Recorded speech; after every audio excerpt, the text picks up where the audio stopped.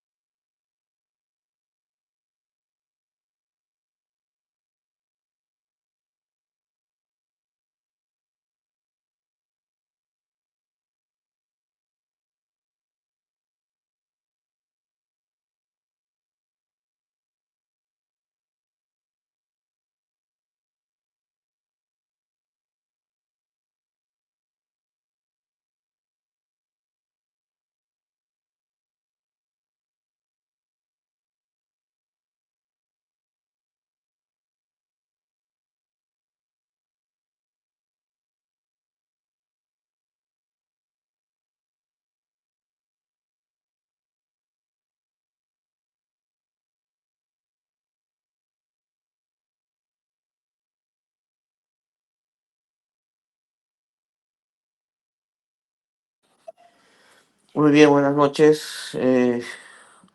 Iniciamos la actividad de hoy, ¿no? Saludo al doctor Carlos Pachas, cirujano cardiovascular, hospital Carrión, Rebagliati también. Siguiente. El tema a considerar el día de hoy es lo que es insuficiencia venosa crónica. Al hablar de insuficiencia venosa en sí, al hablar de cualquier patología, en este caso quirúrgica, es muy importante conocer la parte fisiológica y sobre todo la anatomía.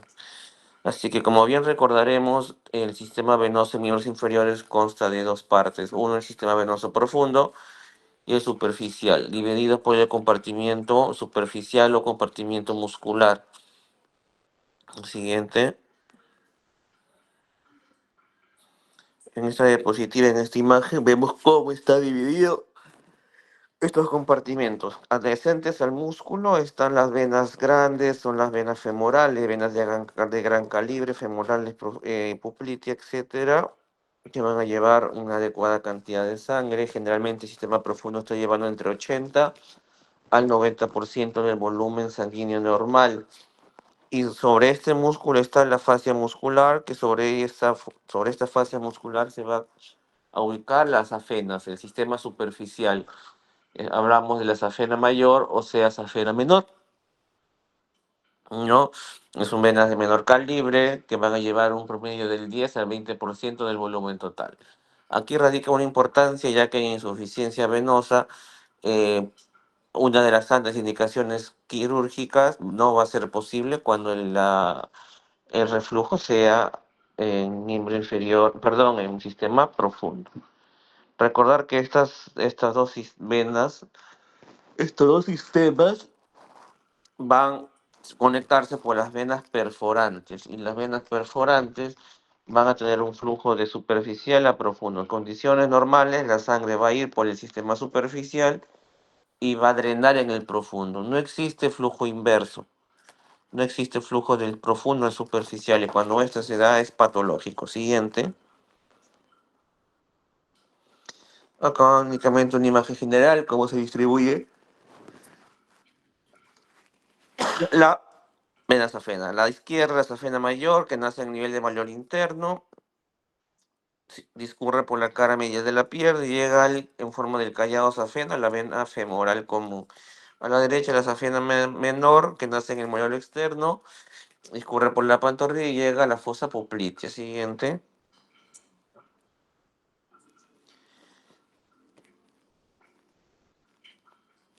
Como bien sabemos, el flujo venoso en miembros inferiores va de distal a proximal, va desde la punta de los pies hacia el corazón, en esa dirección, en contra de la gravedad. Y para ello se vale de dos mecanismos principales. Uno es la presencia de válvulas venosas, válvulas conniventes, como gusten llamarles. Generalmente están en miembros inferiores a predominio debajo de la rodilla, cuya función va a ser el que al paso de la sangre no va a permitir el reflujo en sentido contrario. Ese es uno. Dos, está la función de bomba muscular. Eso se da en pacientes con que hacen actividad física, ¿no? La contracción, relajación constante de la bomba muscular, en este caso los gemelos, va a producir que por contracción haya un impulso de la sangre desde distal a proximal. Siguiente. Únicamente para recordar, sistema superficial profundo, venas femorales, venas tibiales, venas safena. Siguiente. A la exploración física que vamos a encontrar, así como existen diferentes maniobras para determinadas patologías, para el sistema venoso de igual manera. La más conocida, la más difundida es la maniobra de Perthes. La maniobra de Perthes me valora la competencia o incompetencia de venas perforantes. ¿Cómo se realiza? Se coloca un corniquete a nivel del muslo, al paciente se le pide que camine por unos minutos y por lógica, si hemos dicho de que las venas perforantes comunican el superficial y el profundo y el flujo va de superficial a profundo en esa dirección, al colocar un torniquete en condiciones normales, como no hay reflujo inverso, no va a haber aumento de volumen de la safena. Pero si en cambio, luego del torniquete y el que el paciente camine se ingurgita o llena de aumento el calibre, es porque estamos viendo una incompetencia que está generando un reflujo inverso, de profundo a superficial, o sea, un reflujo patológico. Por ello, maniobra de Perthes positiva, incompetencia de perforantes. No se olviden, P de Perthes, P de perforantes. De igual manera, la maniobra de Trendelenburg sirve para lo mismo, pero te valora la competencia del callado safeno. Siguiente.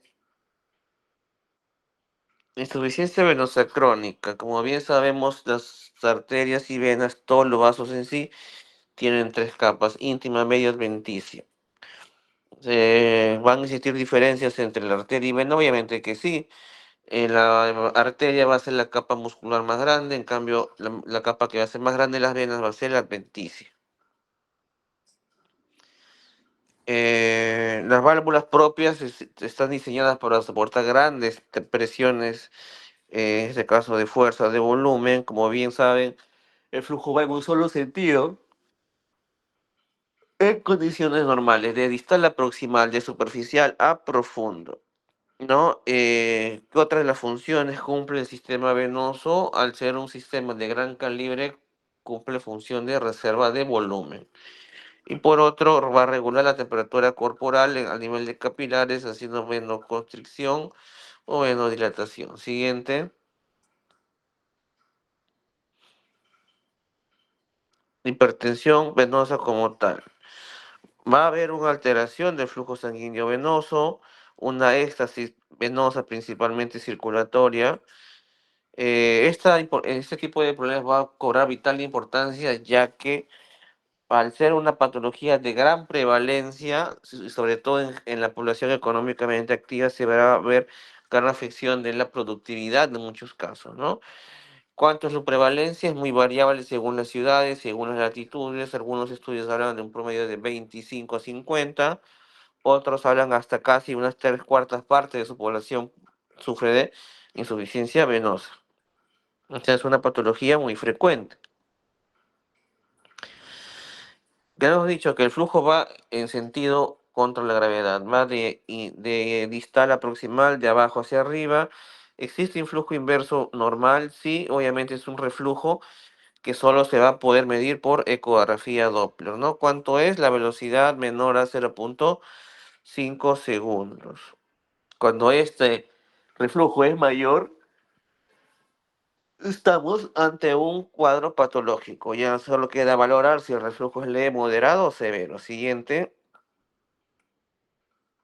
Eh, ¿Cuáles son los factores de riesgo más frecuentes? Sí, existe infinidad. Los más frecuentes que se han visto, primero, factor herencia. Existen grupos familiares, abuelos, hijos, primos, tíos, nietos, etcétera, con varices. El segundo, con mayor frecuencia, es la obesidad, el sobrepeso. El sobrepeso va a generar congestión, precisamente a nivel de miembros inferiores, por eso los edemas. Es por ello que parte del tratamiento es controlar el peso. No, mucha gente piensa que operándose se acabó el problema y no es así. Tiene que controlar todos los factores de riesgo para evitar que recidiven. Siguiente.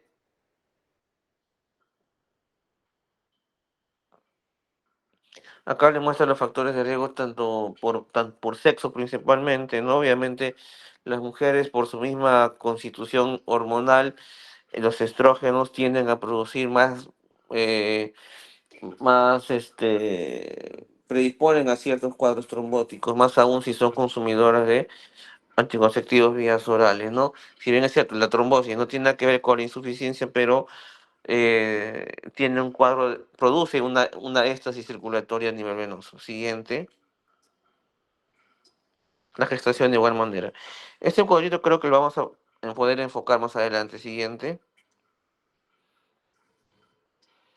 manifestaciones clínicas. El paciente como clínica más frecuente te refiere dolor. Muchas veces el dolor no es típico, característico, pero muy sugestivo. ¿Ya? Puede haber dolor tipo pesadez, calambres, en estado más avanzado puede haber aumento de volumen, hay frialdad, parestesias, prurito muchas veces.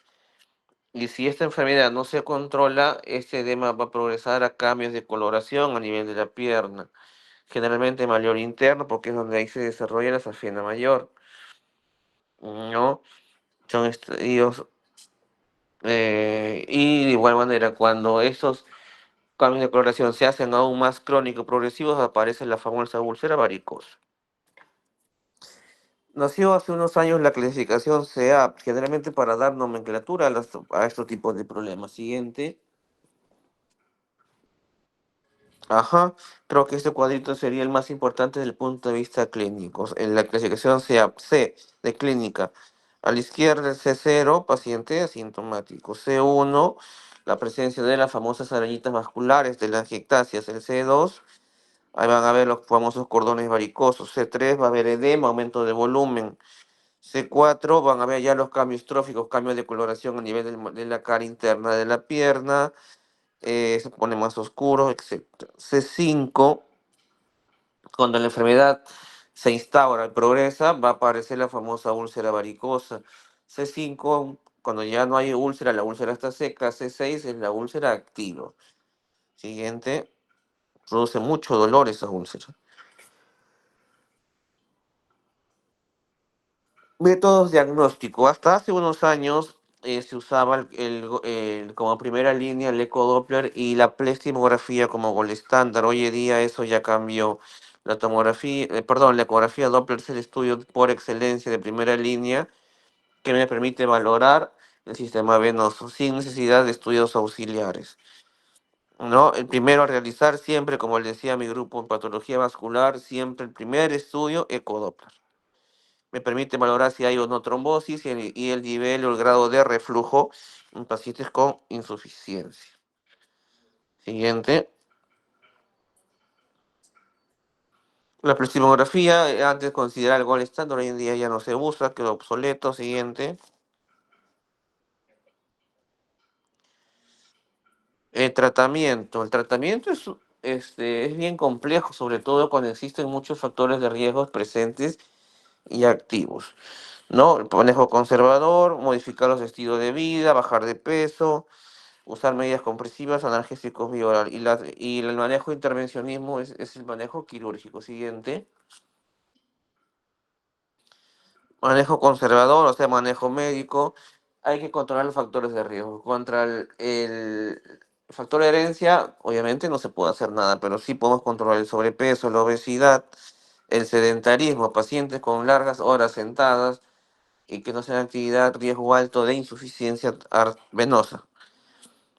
La actividad física es muy importante para fortalecer la función de bomba muscular, eh, elevar las piernas. Si bien es cierto, no es parte de para una mejoría clínica, pero sí te alivia los síntomas.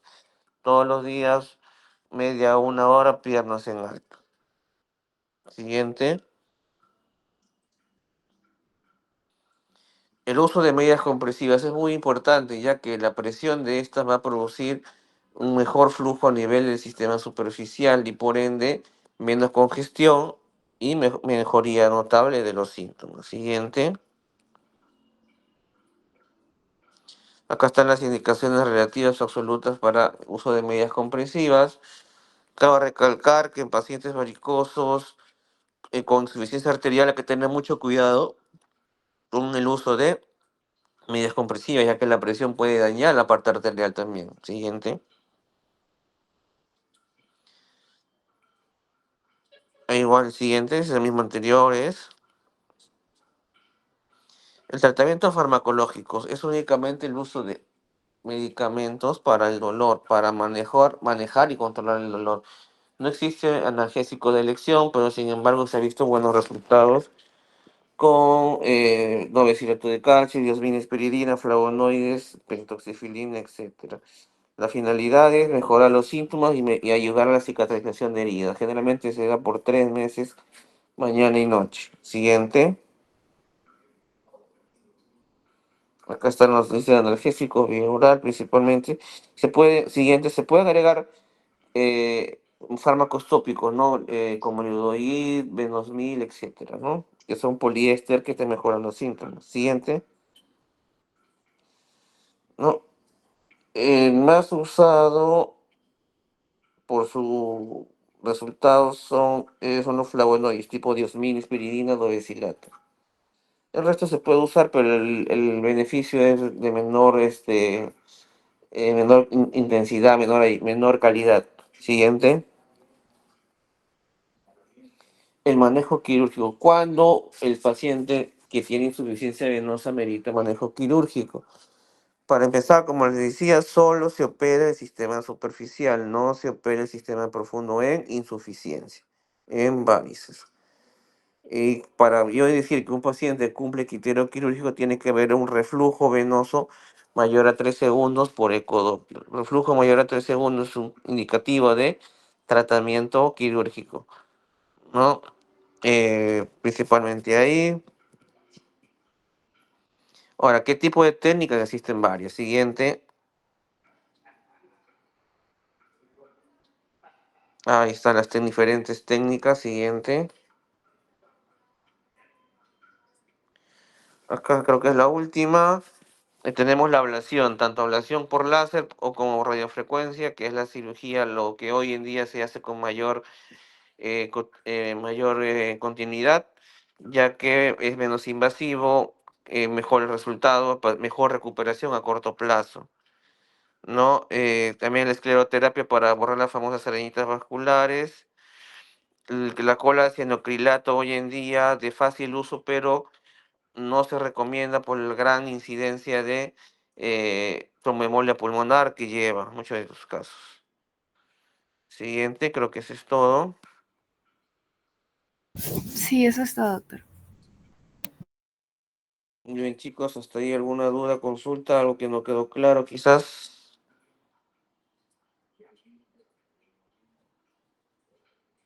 Doctor, una pregunta. ¿Con el grado clínico también se puede determinar si se va a operar o no? ¿Solo viendo la pierna del paciente?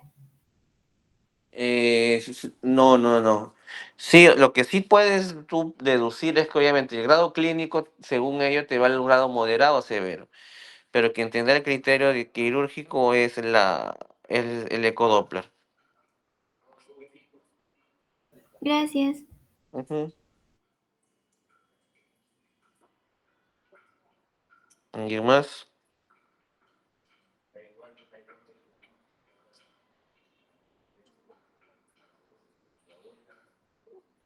No hay más. Bueno, si no hay más preguntas, entonces chicos, esa